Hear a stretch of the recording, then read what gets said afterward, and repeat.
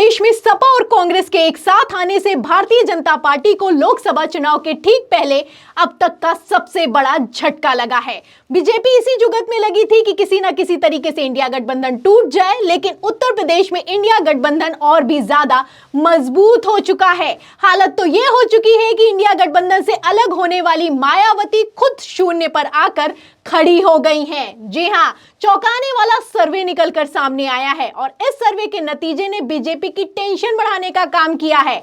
तो अगर आज लोकसभा चुनाव हो गए तो क्या कहता है ये सर्वे का नतीजा, मैं आपको सर्वे के नतीजे दिखाऊंगी, लेकिन उससे पहले भारतीय जनता पार्टी की हालत कितनी खराब है कुछ खबरें दिखा देती हूं। खबर आप देखिए यूपी तक की। देखिए इसमें लिखा हुआ है कि यूपी में सपा कांग्रेस के साथ आने से भाजपा में हलचल, पार्टी कमजोर सीटों के लिए करेगी ये काम। तो आप देख सकते हैं समाजवादी पार्टी और कांग्रेस जब से एक साथ आए हैं तब से भारतीय जनता पार्टी में खलबली मची हुई है और ये टेंशन राज्यसभा की सीटों पर जब वोटिंग हुई तो साफ दिखाई देने लगी।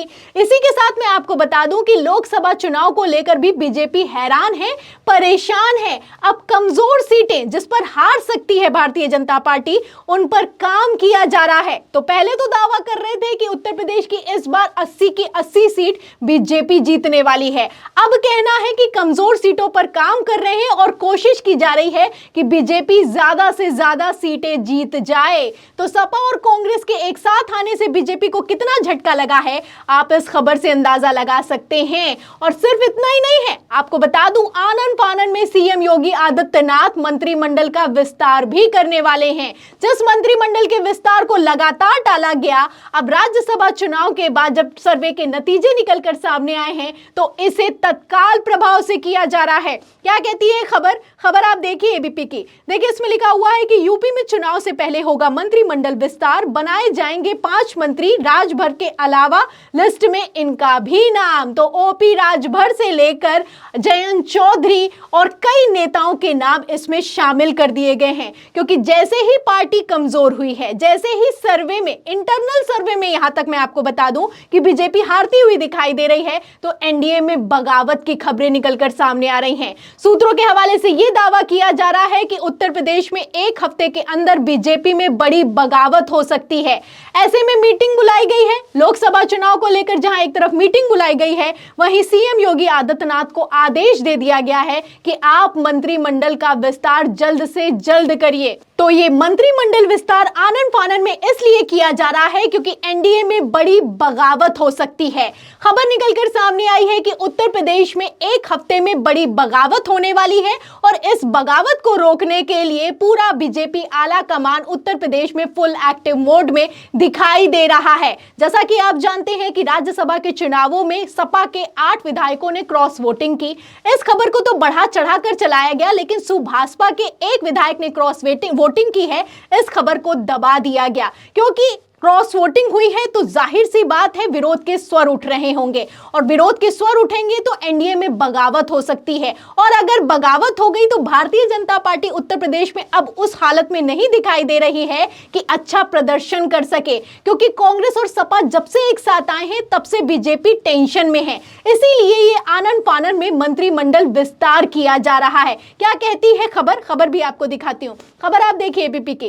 देखिए इसमें लिखा हुआ है कि राज्यसभा चुनाव में सपा को मिला सुभाषपा का 1 वोट, ओपी राजभर ने कर दिया बड़ा दावा।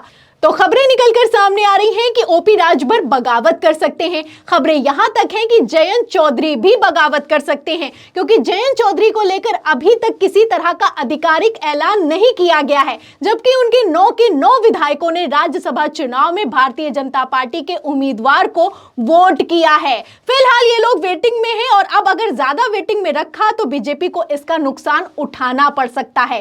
इसीलिए आनन फानन में मीटिंग बुलाई गई है। आप मीटिंग की तस्वीरें देख सकते हैं। लिखा भी है कि लोकसभा चुनाव को लेकर भाजपा में बैठकों का दौर। जहां एक तरफ बैठक हुई है, वहीं दूसरी तरफ सीएम योगी आदित्यनाथ को निर्देशित कर दिया गया है कि मंत्रिमंडल का विस्तार किया जाए। इसमें 8 मंत्री पद खाली हैं। अब किसको क्या मंत्री पद दिया जाएगा ये आने वाला समय बताएगा, क्योंकि अखिलेश यादव पहले ही कह चुके हैं कि भारतीय जनता पार्टी ने सभी को मंत्री पद ऑफर कर दिए हैं। अब ऐसा तो होगा नहीं कि सभी को मंत्री बना दिया जाए। अब जब सब मंत्री बनेंगे नहीं तो बीजेपी में बगावत बगावत होगी, और जब बीजेपी में बगावत होगी या फिर कि एनडीए में बगावत होगी तो वो हमारे साथ आ सकते हैं। सपा में सभी का स्वागत है। तो अखिलेश यादव बयानों पर बयान दे रहे हैं, वहीं दूसरी तरफ मायावती हैरान परेशान दिखाई दे रही हैं, क्योंकि सिर्फ एनडीए में फूट नहीं पड़ रही है। आपको बता दें, मायावती की हालत बहुत खराब है।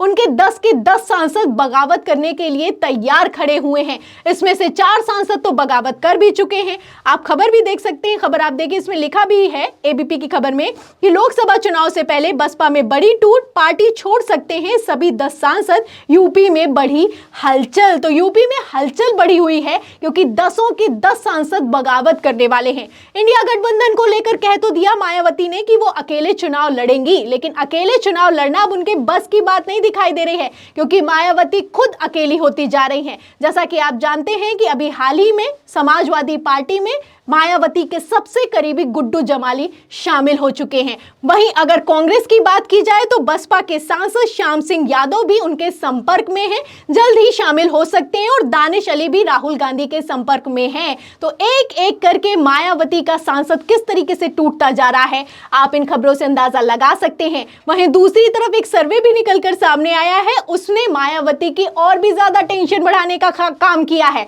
आप खबर देखिए यूपी तक की, देखिए इसमें लिखा है कि सर्वे 2014 में 0, 2019 में 10, और अगर आज चुनाव हुए तो बसपा को यूपी में मिलेंगी कितनी सीटें। तो कितनी सीटें मिलेंगी अगर आप सुनेंगे तो आपके भी आंखें फटी की फटी रह जाएंगी, क्योंकि जो नतीजे हैं वो बेहद चौंकाने वाले हैं। तो क्या कहते हैं नतीजे, सुनेगा।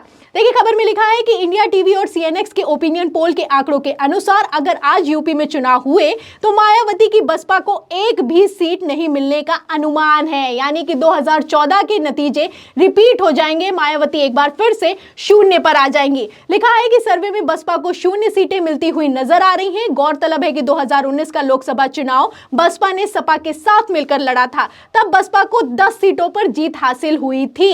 वहीं 2014 के लोकसभा चुनाव में बसपा का बेहद ही खराब प्रदर्शन रहा, पार्टी का तब खाता भी नहीं खुला, और अगर इस बार भी बसपा का खाता नहीं खुला तो उसकी स्थिति 2014 वाली हो सकती है। तो आप देख सकते हैं 2009 की अगर बात की जाए तो 21 सीटों वाली पार्टी 2014 में 0 पर आ गई। 2019 में 10 सीटें मिली, लेकिन जब सपा के साथ गठबंधन किया था तब ये 10 सीटें मिली, लेकिन अब तो सपा के साथ भी गठबंधन करने के लिए नहीं तैयार हैं। उल्टा अखिलेश यादव को लेकर गिरगिट जैसे बयान दिए जा रहे हैं।